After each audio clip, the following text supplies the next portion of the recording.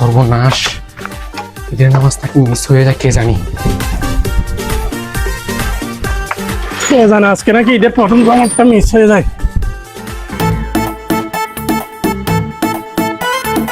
ঈদ মুবারক ঈদ, ঈদ মুবারক ঈদ মুবারক। এ মুতে ফানি লই না, এই বলা বাড়িতে নামাজ পড়তে যাবো।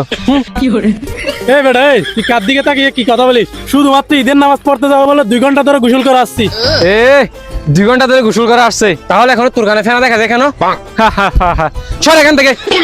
ওই বেটা ওই, তুই এগুলো সামানের ফেনা মনে করছস? এগুলো সামানের ফেনা না, এগুলো হচ্ছে মহাব্বতের ফেনা। তুই একটু নে, ধর ধর একটু নে। এবার যা এখান থেকে। এই বেটা, কথা কম বল, পরিষ্কার পরিচ্ছন্নতার দিকে তাকালে হবে? এই যে পাঞ্জাবিটা দেখছিস না, এটা 12,000 টাকা দিয়ে নিয়েছি থাইল্যান্ড থেকে, শুধুমাত্র ঈদের নামাজ পড়ার জন্য। এ 12,000 টাকা দিয়ে পাঞ্জাবি কিনে যেভাবে বাপ নিতেছিস, এই যে দেখ জায়নামাজটা দেখতেছিস না, সৌদি আরব থেকে আনছি 21,000 টাকা দিয়ে শুধু ঈদের নামাজ পড়ার জন্য। আর এতটুকু একটা সিরিজ, যে সিরিজে আতর আছে, ওই আতরটা কিনছি আমি 4,000 টাকা দিয়ে, যেটা আমার গায়ে মেখে আসছি। আর আতরের গ্যারান্টা তো মানুষের ভূমির মতো। সি দূর মিয়া, বেশি কথা বলে ফেলেছেন, নামাজের সময় চলে যাচ্ছে।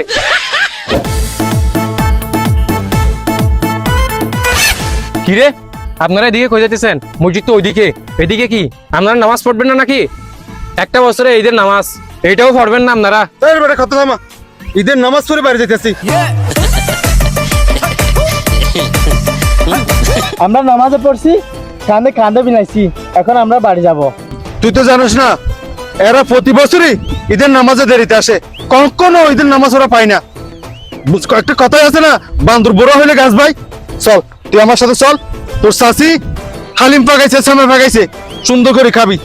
চলেন তাহলে চাচা, পেটে গুড়ুমুড়ি করতেছে, চল। চলেন মজা করে খাবো। ওই মিয়া, তোমার 12,000 টাকার পাঞ্জাবি নিয়ে এখন তালা নিয়ে বিক্রি করো গা, নামাজটাও পাইলাম না তোমার কারণে।